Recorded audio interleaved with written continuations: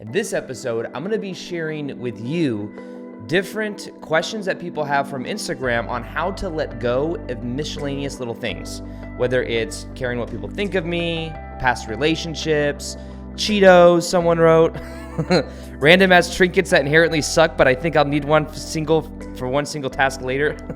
Some of these are funny, but some of these I'm going to be sharing with you pretty much just how to let go of all these different things and why letting go really is the key to manifestation in general.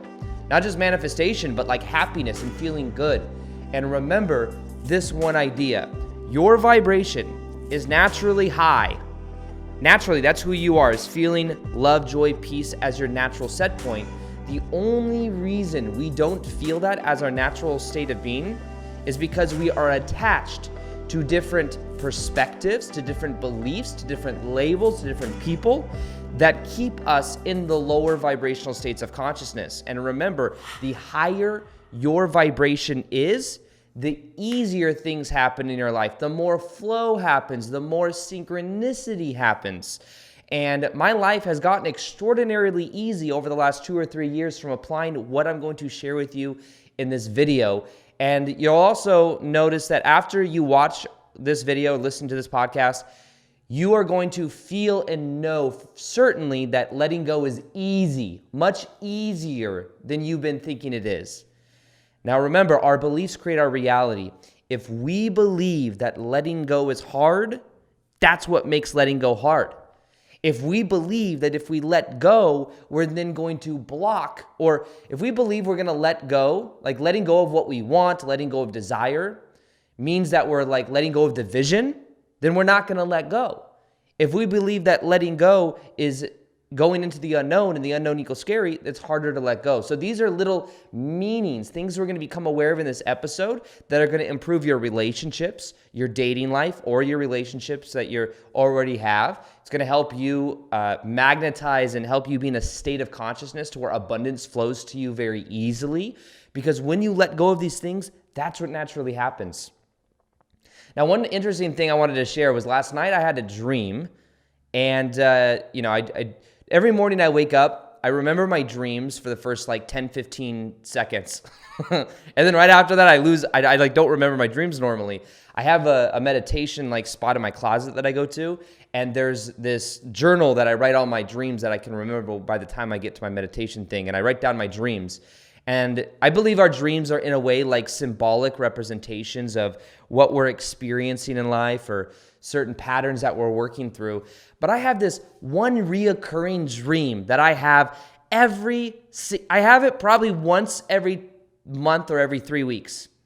And it's this one dream where, like last night, okay, I was dreaming. I was in some form of Barney's, New York, where I used to work selling women's shoes. And I'm in this, I'm like there. It's not really there, but I know that that's the representation of it. Some of my dreams become a little bit more abstract. And I'm working there, and there's this, the manager there was like this narcissistic dude. I have this pattern with narcissism that I've been shedding. This is like 3-4 years ago when I had that 9-to-5 job. But there was this narcissistic dude that was the manager, and he was very controlling, very manipulative, and just had negative energy. He actually wasn't that bad, but he had very negative energy and was very condescending. I remember one time I got pulled into the office, and I just got talked down to so bad because I was on my phone. In the back stock room, I was on my phone, and there was like camera of it. But there was still another sales employee on the sales floor taking care of the customers, and it's like dead. Like on like retail, working in the retail, like women's shoes, there'd be hours with not one customer. So we'd get bored. So we take turns being on the sales floor. But anyways, I got pulled up to the office. I got in a whole bunch of trouble, and they wanted me to watch a video for 5 minutes of me on my phone. And I'm like, after a minute, I'm like, I get the point. I won't be on my phone. They're like, no, we want you to really sink in. And anyways, it's kind of besides the point. But this is the guy that was in the dream, and I got in trouble for doing something, and I thought I was going to get fired. And I didn't really want to get fired, but what happened is I was given 3 things that I have to do to not get fired. If I didn't do them, then I got fired. And there were 3 things that I knew for sure I wouldn't do. And then I always have this realization in that moment that I'm still working at Barney's New York when I've created all the abundance that I have in my life. It's like, oh, you've made this much money in the last year. Why are you still at Barney's New York?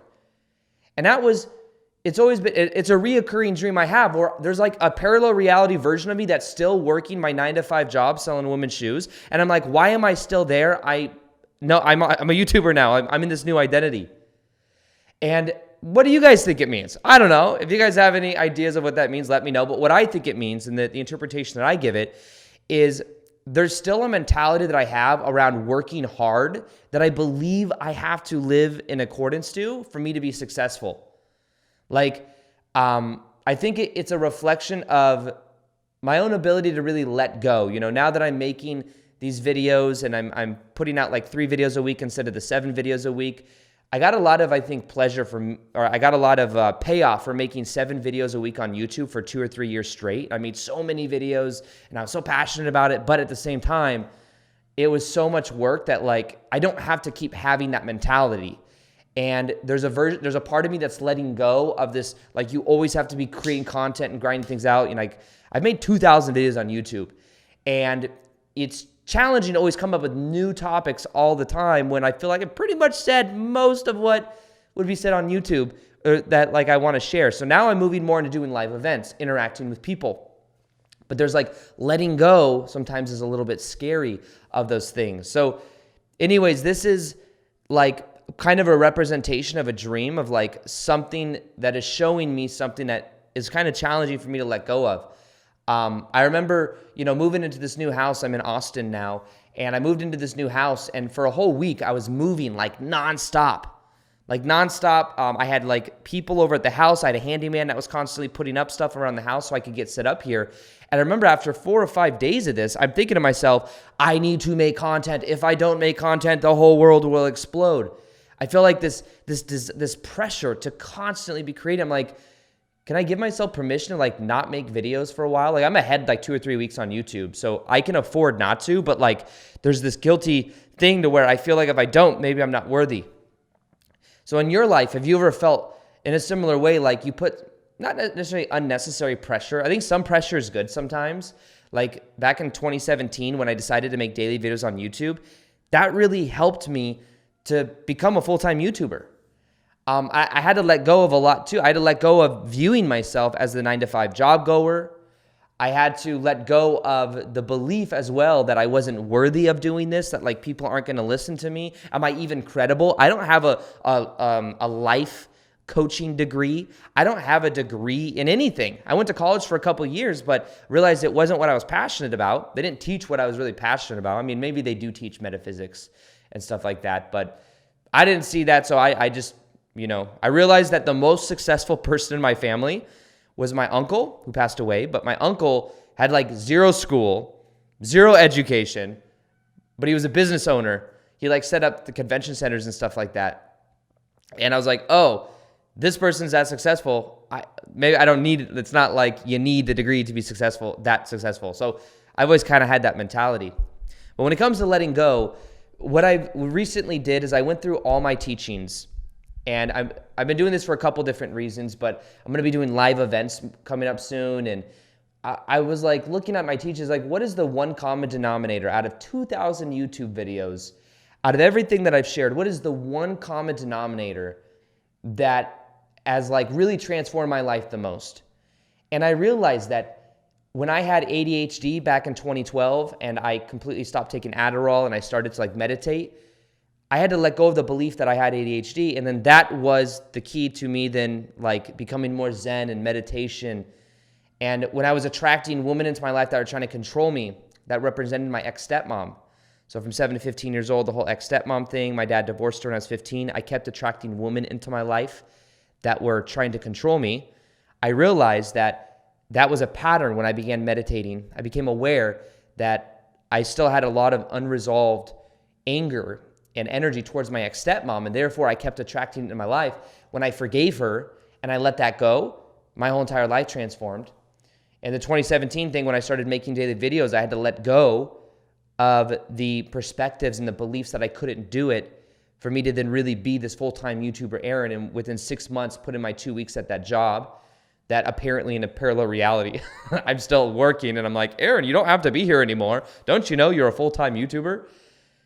What if like also what if there's like these, in 2017, in February 2017, I was walking through the hallway and I was living at my dad's house and I was working that 9-to-5 job, and I had this download that if you make a video a day, your life will transform in a year. And I feel like that was almost from my future self. It was like a message from my future self that was telling me, if you make daily videos, it's like your life's going to change. What if what I'm doing in my dream state right now is I'm reaching out to like there's like a past version of Aaron that's just like desperately working that 9-to-5 job. It's like, wait, do I still have to be here? And I'm like trying to like give them symbol, like, you don't have to be there, dude. You can be doing so much more cool stuff that you actually like doing, you know? I don't know, but it could be a timeline thing as well. But like letting go, even like in relationship dynamics, right? I've had challenges in the past of letting go of past partners. And it's like, I've learned so much from letting go. And the key to all of this stuff is letting go. The more I have let go, the more I have allowed in. And when you focus on the letting go, you make room for the new things to come in. This really is the key. And when you let go as well, it's a very simple mechanism. Letting go is a choice that we make to let something go that normally we were getting some type of payoff from. The payoff can be positive or negative. But the payoff is there, and that's why we continue to do it.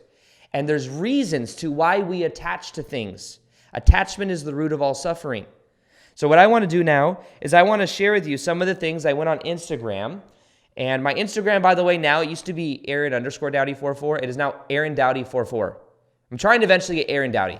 But Aaron Doughty44, beware of scammers. There's a lot of people on Instagram that are on Instagram. There's people that will pretend to be me and scam people for like some type of psychic reading or something like that, which I've never done in my life. I don't do readings, or especially psychic readings. But just be aware of that. Many of you may have gotten messages or see that and just report that account as spam. Anyways, but that's one reason I changed. I finally got my profile Aaron Doughty44, because then it's a little bit less confusing, a little bit more. So let's see. I asked, what are you having trouble letting go of? All right. So I'm going to kind of scroll through. I've got so much. So one of the things that people say is, let's see, people are my ex. That's one of the most common ones. Now, how do you let go of an ex? Well, first off, for me, letting go of ex-girlfriends or past relationships, it's been probably some of the most challenging things that I've been through in my life, to be honest with you. It's like you may know that like something has run its course. You may be with like people that aren't, there's a lot of times in dynamics, especially if you study like anxious and avoidant attachment styles, which are both very common attachment styles. Anxious is someone that leans in and it is a little bit more needy, and avoidant is somebody that like is pushing away and like wants love, but at the same time is scared of it. They don't trust. And it becomes this dynamic of like push, pull. And in my own life, one of the things that I realized I was doing is I was trying to control and force certain relationships to work. And it was a very harsh wake-up call when I was realizing, okay, maybe there's somebody that it's not meant to be, or somebody that doesn't feel the same way, or something like that. And I think there's certain childhood dynamics that may be active. So, for example, if you ever had an emotionally unavailable parent growing up, you might find yourself attracting emotionally unavailable people, or people that really can't choose you. And a lot of times that energy may feel very familiar. And it's like, oh, this feels very deep, or it feels like a certain way, but in actuality, it feels familiar from the childhood dynamics of having somebody that maybe wasn't emotionally there or emotionally present. So one of the things that makes it easier to let go is realizing that, first off, it's one of the only things, like a lot of times people reach out to me and say, how do you get an ex back? And I have old YouTube videos where people would ask that all the time. How do I get an ex back? The thing with getting an ex back is if that's your focus, you're putting energy and projecting energy at them, they can feel that. And anybody you put on a pedestal is going to feel that energy and it's going to push it away. So the way that you get your ex back is you let go. You completely let go from wanting. You let go from the desire. You let go from trying. And you focus more on self. You focus more on being in your own frame, being in your own reality. These are all things that as you do, it begins to change your energy dynamic. Now, what you want to do, though, is you want to look at, why are you attached to your ex? Now, realize that everything in our reality is based on meaning. It's the meaning that we give things.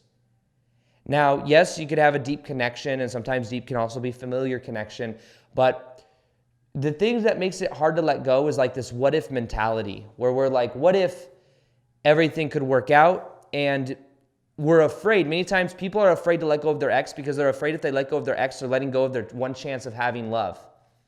Not knowing that that attachment is what's keeping that resistance alive. So the thing that you want to become aware of with this, first off, is the awareness that the meaning you're giving to this person, everything in life has no built-in meaning other than the meaning we give it. The meaning you're giving to this person is identification. You're identifying and you're seeing them as a part of your internal happiness, when really the validation, the love, the happiness can only be given from within.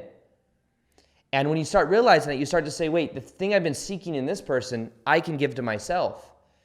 And if you want to trace this back even deeper, I'll be honest with you guys with what I went through with this is, I realized that me attracting emotionally unavailable people, it was a reflection of my own childhood.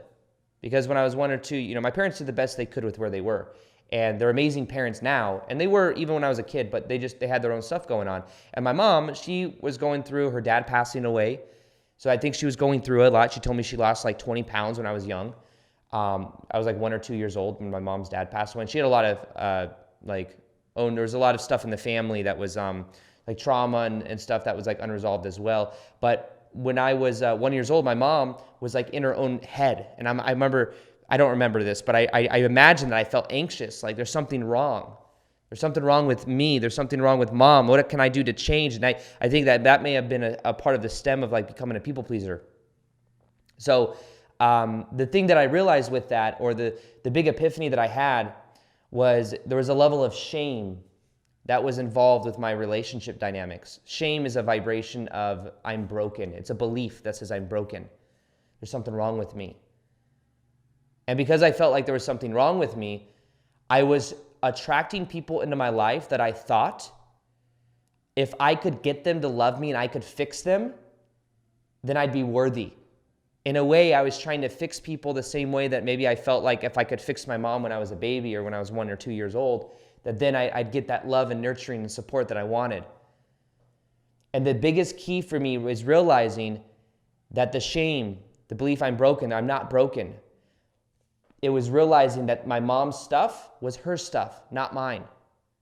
It was realizing that my mom's emotional unavailability when I was 1 or 2 years old because her dad passed away had nothing to do with me. That my parents divorced when I was 5 years old had nothing to do with me. But as kids, we're little narcissists. We literally think everything revolves around us. So because of that, what happened is I was thinking that all of this stuff revolves, all stuff's because of me, and I felt unworthy. I think as well, my brother was born when I was 3 years old, and my brother had a lot of health complications and stuff, and he got a lot of attention. So the attention shifted from me to him, and I felt alone. I felt like maybe I wasn't worthy. And I can see how I then attracted people in my life to reflect back to me my own level of unworthiness, maybe not being chosen. I was talking to a buddy the other day who has like a pattern where he possibly may be being cheated on. Right? He has ex-girlfriends that cheated on him. And the thing that was coming to my mind for that is like, there's probably some childhood trauma there, some childhood experience where maybe you weren't chosen, maybe there was a level of abandonment, but there's a belief there that says, I'm not worthy. There's a belief there that says something to do with people, a story around people leave me. I'm not worthy, or I have to be different in order to be loved. Maybe a level of insecurity that came with that. And I can see that this has also been a theme of my own life, of letting go of that and becoming aware of that. But the biggest transformation I made is I realized that all my outer reality was a reflection and is a reflection of my internal belief system about who I am and what I deserve. And I believed I was broken. I believed there was something wrong with me. And I believed that because I identified with what my mom was going through. And then I was also identifying with how it was working out with an ex. Oh, things aren't working out. Maybe they're not choosing me because I'm not good enough. I'm not worthy. But what I eventually realized is this has nothing to do with me. Just like it had nothing to do with my mom, with my mom. That was my mom's stuff she's dealing with. It was my ex's stuff she was dealing with. You see, like there's a pattern that you'll experience in your relationships. And when you boil it down to your relationship to self and you understand your childhood dynamics, that's the key to healing. Because then very quickly after I realized my own sense of worthiness, my own sense of self-worth, guess what happened? I started to feel worthy. I started dating. I had all these opportunities because I was in a new abundant state. I realized my own sense of self-worth. And I was letting go. Letting go is the key to letting. I can't tell you how many people I know that have maybe broken up with an ex or had been broken up with. And then they're thinking about them, they're causing resistance. And then all of a sudden they let that person go. And within a week of letting them go, guess what happens? That other person comes back or is, This reminds me of back in high school. One of the first girlfriends I ever had, actually the first girlfriend I ever had. I remember that we were together for about 6 months. And what happened is she ended up breaking up with me. Because, I'm unworthy and everything, and I'm broken, and who would want to be with me? That was the belief system. I believe that was like the pattern. And then what happened is I ended up at first it was hard. I remember I did crazy shit. Like I called her, we were still like friends, kind of dating. I remember calling her and she wasn't answering. So I would call her from a blocked phone number, a private phone number to see if she was just ignoring me. And then she did answer. So then I knew she was. And it was like this weird, anxious attachment style bullshit. But what eventually happened is I moved on. And I was really awkward all through junior high school. I was awkward all through school because from 7 to 15 years old, I wasn't allowed to have friends. I was normally locked outside with my brother. We were doing yard work. We got a bowl of cereal in the morning, TV dinner at night. We didn't have any freedom. We had to earn going to school activities. We'd have to tell our friends no if they ever wanted to hang out. We didn't really have any friends in school because we weren't allowed to really do anything outside of school. But what happened is all of a sudden my dad divorced my ex-stepmom when I was 15. I had all this freedom. So my dad is a firefighter, is a fire investigator, but he's a firefighter. So there's this thing with firefighters where they want their kids to look and appear a certain way. Maybe that's also not just a firefighter thing, but I remember that I had to comb my hair to the side. I had to tuck in my shirt, do all these nerdy things. So all of a sudden I'm allowed to look the way I want. I grew out my hair, did the whole Jesse McCartney thing where you put frosted tips in it and shit. All of a sudden I go to school and I'm starting to get all this attention from chicks, my brother and I both. And what happened is we go back to school after summer break, after her and I broke up, and all of a sudden I'm getting all this attention. People are talking about me and my brother. And guess what? She then starts becoming interested again. But then guess what happens?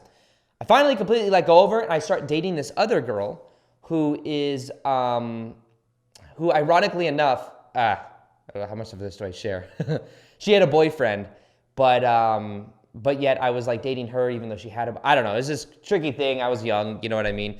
But so she also, in a way, wasn't choosing me in a weird way. But what happened is I started getting attention from this person. And then what happened is I really let go of that ex. And then all of a sudden, within a week or two, she's calling me, crying, trying to get back together with me. So it's a real energy pattern that does exist. When you really let go of the energetic cords, you let go of that energy, that's the best chance you have at that. But by the time you do the inner work, you may realize you don't even want that anyways because you move beyond that energy. And there have been many times I've been coaching friends that are going through breakups and stuff. I'm like, dude, once you let them go, they feel free and then they're more attractive. They're more in their own frame. So one of the best things you can do is stop putting the attention on them and start putting it on you. Start focusing on your own energy. Focus on your own frame, you leading in your life. your own relationship with self. Now, what are you going to have to let go of? You have to let go of a belief that says you're unworthy, a belief that says you're broken. You have to let go of the story that person is like the only one for you. You're going to have to let go of these stories and these things that are keeping you in that mentality, because those stories will keep that being reflected back to you. All the outer reality is a reflection of the inner reality. And realize that there's like 7 billion people out there in the world. And that by just thinking, oh, this one thing, this one familiar energetic pattern that I experienced in childhood that now I believe is like, that I'm trying to force to work. Remember, most things that you try to force aren't gonna work out. It's more about allowing what's authentic. So that's how you let go. That's my take on that, is instead of focusing on them and trying to change them, focus on the self, focus on being in your own frame, focus on it's all based on meaning. What we're afraid to let go of when we're afraid of letting go of an ex is meaning. We've given something a meaning in the past. Now that meaning has changed, or it's still, we're trying to hold on to the same meaning that we gave to someone that may be in a completely different state, and maybe that's not working out. And we're afraid to let go of the meaning because we're afraid that if we let go of that meaning, then we're not worthy, we're not ever going to find that meaning. Now, here's the funny thing. A lot of times when people go through breakups, it's like, okay, go and hang out with your friends. Go find a new hobby, which means, hey, go find new meaning. Go create new meaning with your friends and focus on that meaning. Focus on that area of your life. I know when I started letting go and started focusing on myself, I got really in shape. I was getting overweight because I was doing all the shadow work. But this is something that every one of you can become aware of.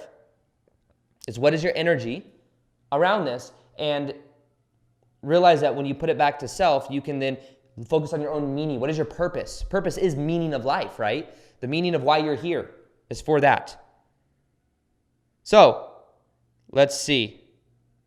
Let's scroll, and someone says crystal meth. Legitimate thing that you might have to let go of. Well, I'm not a doctor, and I used to take Adderall, which in a way is like legal meth, I guess. It's not. I said that, I don't know. Is it? It's the legal prescription form of that, but you feel very focused and stuff like that. And I ended up going through withdrawals with that. I was prescribed it for having ADHD, worked my 9-to-5 job. I had to let go of the belief in the self-image that there's something, once again, shame, there's something wrong with me. I would go to work and there'd be people. What happened at my work, I worked at Nordstrom's. There was one manager that was starting a rumor about me. It's like high school working at like Nordstrom's or Barney's New York is like living at a high school. Probably working anywhere in corporate is like that, right? Or any type of job where there's like many people like that. I have a lot of energy, naturally. I used to even have more ungrounded energy. Like I had more energy that was very ungrounded. I'd go to work, I'd be talking to customers, I'd be helping a lot of different people. And people would always ask me, why do you have so much energy? What's wrong with you? Why are you like that? I'd be like, oh, maybe there's supposed to be something. I was like, maybe there's something. But deep down, I was like, maybe there's something wrong with me. I don't know. Why am I so different? And it could be the whole ADHD thing, right? One of the managers there, when I was, I think it was before I got an Adderall or anything, but I just had a lot of energy, right? One of the managers there was talking to other managers at a little meeting or whatever for lunch, and said, I think Aaron's on cocaine. And then I had all these, some of these assistant managers are my friends, and they're like, hey, this person's saying that you're on cocaine, and she thinks you're on cocaine, and she's telling other people that. I just want you to know about it. And I was like, what? So I remember what I did is I took this manager, I said, hey, I want to talk to you. I went outside and I said, you've told people that you believe I'm on cocaine, you're spreading this rumor, blah, blah, blah. If you don't tell everybody, I said, I've never done cocaine in my life. If you don't tell everybody that you told that to, that it's not true, I'm going to go up to HR. That's what I said. And she ended up telling her, and guess what she ended up doing too? She helped me get out of her department into Salon Shoes, which is a higher paying department, because she didn't want me. I guess it was a threat to her. It ended up working out really well in my favor, standing up to someone like that, but people literally thought I was on drugs when I was just having ADHD. So there's a level of shame that came with that. But what eventually I did is I used awareness. I began meditating. I came across the, meditation. A lot of times we do drugs and we do substances and stuff because there's something that we feel like we're missing on the inside, and it's a way of changing our state and escaping a way that we feel instantaneously. Like if you feel negative emotion, like I used to smoke a lot of cannabis, and because I was doing the Adderall, which is the prescription drug for ADHD, the side effects are you don't eat very much, you don't sleep very much. At nighttime, I'd smoke a lot of cannabis, and that was my balance, but I remember that it was a way that when I smoked, immediately would change my state. And what eventually I learned, though, is meditation. I came across the research on it, just decided to try to do it. At first, it was kind of weird, but then I started observing my thoughts, and I felt this space, this stillness. Instead of trying to control my thoughts, I started observing my thoughts. And very quickly, my whole entire life, I began to feel completely different about myself. I became aware of a lot of the stories I had, the beliefs I had. I became aware of even that I kept attracting people like my ex-stepmom in my life. That was like a huge epiphany. Like, oh, Julie, this manager at Nordstrom's, is like the same person as my ex-stepmom. And she was my manager for years. And we couldn't get her fired because she was protected by HR. Even though she did crazy things, she'd make people cry, she'd talk down to them, super crazy narcissistic energy. But guess what? Within 2 weeks of meditating and forgiving my ex-stepmom and doing this work and meditation, I stopped taking Adderall. Within like a month after that, quit smoking cannabis. I started to feel completely different about myself. I started to feel high a majority of the time. I believe that feeling high is our natural set point. And when we clear the mind clutter and we start processing the stuff of our past, we can get to that state. And I remember feeling so high that I was like, I hope this feeling never goes away. It never really went away. It just became my natural set point.